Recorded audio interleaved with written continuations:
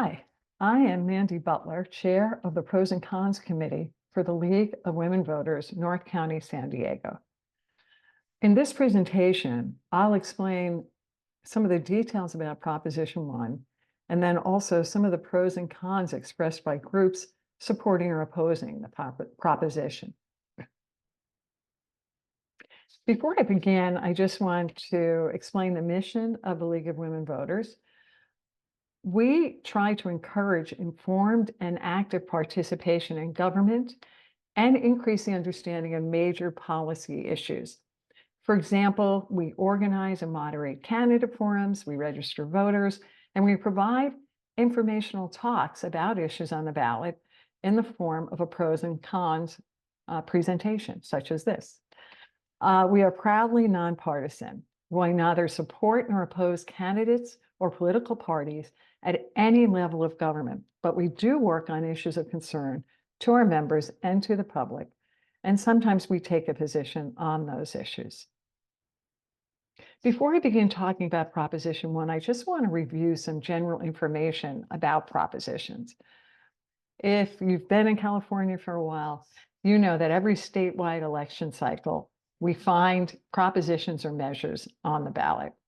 These measures may be statewide, countywide, or local, and often include a tax increase, a bond proposal, or a change to a current statute. Most measures require a simple majority of the voters to pass, although some of the local measures do require a higher percentage. If you think back to the November 22 ballot, there were seven propositions on that ballot, but that was a relatively low number. There's going to be more in November 2024. 10 have already qualified, and there are several others in the process to get the ballot, get propositions on the ballot. Now, how do propositions get on the ballot? Now, the state legislature can place things like constitutional amendments, bond measures, and changes in statutes on the ballot as propositions. If you think again back to the November 22 ballot, you'll remember that there was also a Proposition 1 in 2022, and that one was a proposition that was initiated by the legislature, and it enshrined reproductive rights in the Constitution. But California is also one of 26 states where citizens can also try to amend the Constitution or a state statute without the support of the legislature or the governor. And they do this by collecting signatures. Voters can also attempt to repeal an enacted law by calling for a veto referendum on it. Again, if we think back to November 22, you'll recall there were 2 gaming propositions on that ballot, and these were both citizen initiatives. In the case of the gaming propositions, some local tribes and gaming companies got together and went through the process of getting those propositions on the ballot. It is an extremely expensive and labor-intensive process for citizens to get a proposition to the ballot.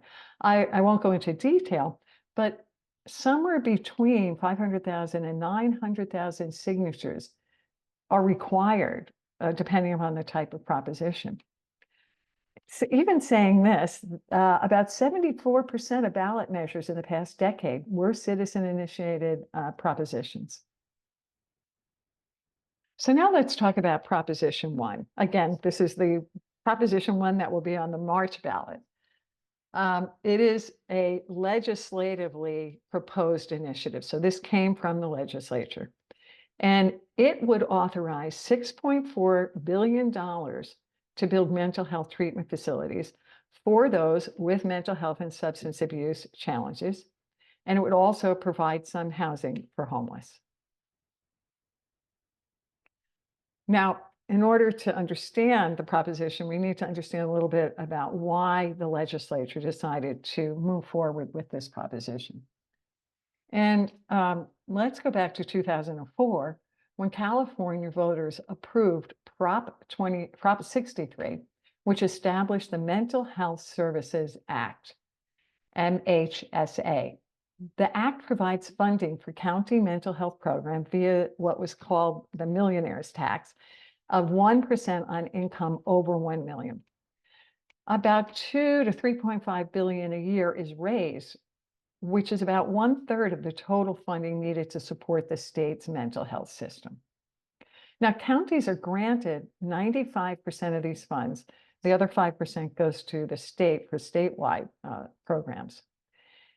Counties can only spend the money on certain types of services, but have a lot of flexibility in how to provide those services. The services can include treatment for people with mental health illness and substance abuse treatment programs for people who may have or may develop a mental illness.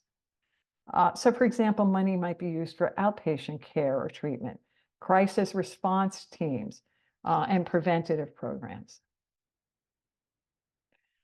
But we all know that California has a huge homelessness crisis, and these MHSA funds are not used to provide housing.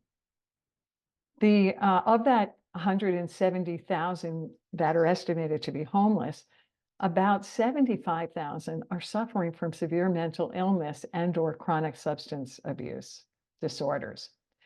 At least 10,000 of those homeless are believed to be veterans. And it's been shown that people who experience homelessness have higher rates of mental health conditions and substance abuse than the general population. So, in order to tackle some of these issues, the legislature came up with Prop 1. And the prop itself is actually the product of two different laws, Senate Bill 326 and Assembly Bill 531, which were passed during the 2023 legislative session. And both bills contain provisions requiring the bills to appear jointly on the March ballot. I want to mention that both bills were passed overwhelmingly with a bipartisan support for the bills. So in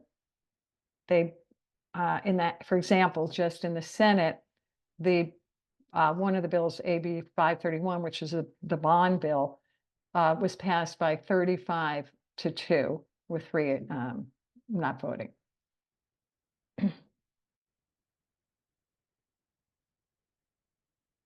So what will this proposition do if it's passed?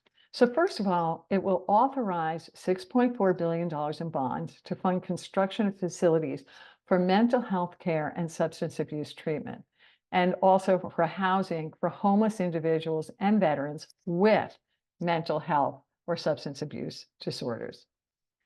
Of that, 4.4 billion will be used for programs that build more places for mental health care and drug or alcohol treatment. The types of places that would be built would depend on future decisions by the state. The other thing the proposition would do would be raise $2 billion for programs that turn hotels, motels, and other buildings into housing and to construct new housing for people, again, who are experiencing homelessness and have mental health, drug, or alcohol challenges. Specifically, half of that $2 billion will be used for veterans, for housing for veterans. If passed, Prop 1 will also change how revenue from the 1% tax is spent under the law. And it would require 30% of those funds be allocated to housing intervention programs. It would also increase the amount that goes to the state. As I mentioned before, right now, those MHSA funds, 95% goes to the counties. This would change it so that 90% would go to counties and 10% to the state. And again, of that 90% that goes to the counties, 30% will now have to specifically be spent on housing and housing intervention programs. Excuse me. Finally, the proposition would rename the Mental Health Services Act to the Behavioral Health Services Act.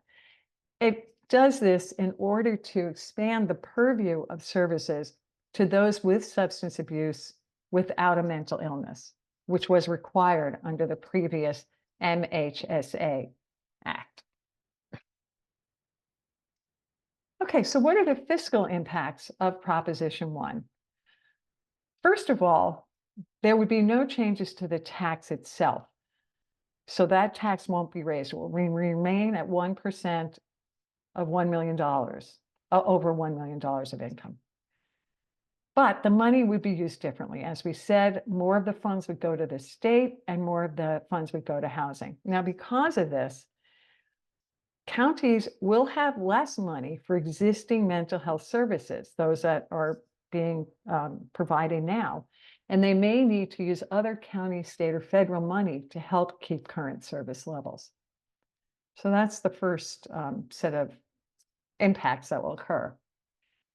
Also, there will be an increased amount of state debt because of the bond repayment, and that is estimated to be about a $310 million annually for 30 years.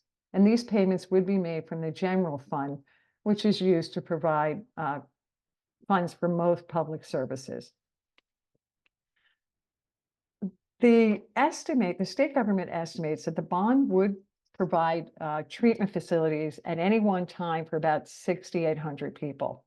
It also estimates that the bond would build up to about 4,300 housing units, again, with half set aside for veterans. But again, 4,300 housing units, it does not really reduce statewide homelessness by very much. Remember that number of 170,000. Okay, so finally, let's look at the pros and cons that people are expressing in terms of supporting or opposing this proposition. So we know that the legislature supported this pretty with an overwhelming majority. And then Gavin Newsom signed off on it. So the governor is very much in support of this proposition. A lot of health organizations are also supporting it, and a lot of first responders are also supporting this.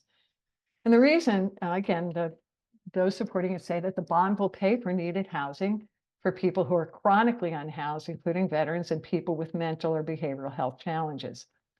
And the bond in particular will pay for needed construction and rehabilitation of psychiatric and facilities necessary for the treatment of people with mental health illness or substance use disorders. Some of the groups that are supporting this are doing so because they say that too many mentally ill are in prisons and jails when they should be being treated.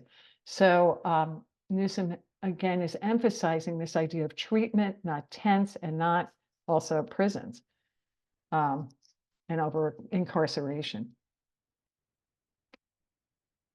The opponents include a kind of a diverse group.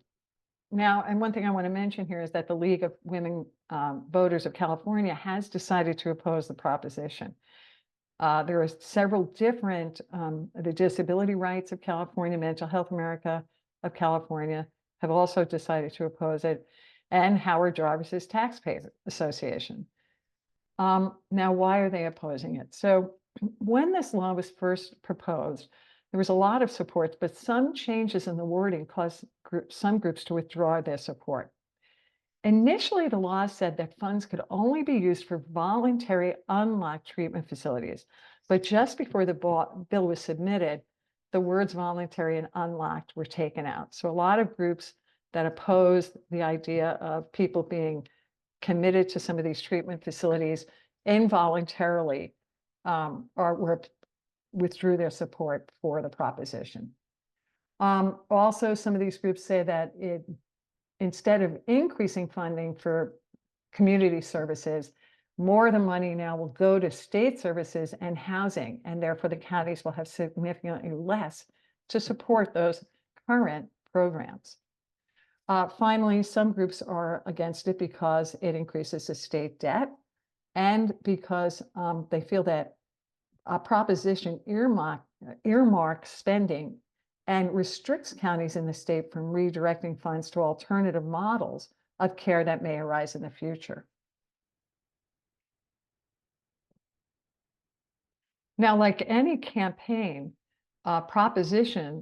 campaigns for propositions need money for advertising, mailers, TV ads, and so forth. So people who support a proposition and oppose a proposition will try and raise money for them to advertise what they feel are either the positives about the proposal or the negatives. So far on Proposition 1, supporters, so the yes on Proposition 1 supporters have raised almost $9 million. And what I've put here are just the top 5 contributors. You can find all the contributors on the state secretary's website. So you can see it's, again, peace officers, Kaiser Foundation. So a mixed group of people supporting this. So far, there doesn't look like any money has been raised for by the opponents of Proposition 1, but that will probably change in the future. So again, as we come to the end here, I want to emphasize that a yes vote on this measure means counties would need to change some of the mental health care and drug alcohol treatment services provided to focus more on housing. And the state will have to borrow $6.4 billion to build more places where people could get mental health care and more housing for people with mental health, drug, or alcohol challenges. A no vote means counties would not need to change the mental health and care, drug or alcohol treatments they currently provide, and the state would not borrow up to $6.4 billion. Excuse me. I just want to show you some of the sources that were used to come up with the information in this presentation. Again, the Office of the Secretary of State is a great site to look at the ballot, the pros and cons, and the finance information. The Legislative Analyst's Office also provides their fiscal estimates of the ballot. Also, Ballotpedia. Vote 411 is the League of Women Voters site that will now be the site to go to instead of Voters Edge, if any of you have used that before. And finally, the League of Women Voters of California. Again, with the caveat that the League has taken a position on this proposition. Thanks for your attention. And I just want to end by saying, if you would like to support our work by being a donor or becoming a member, we'd be very happy to see you join our league. Thank you.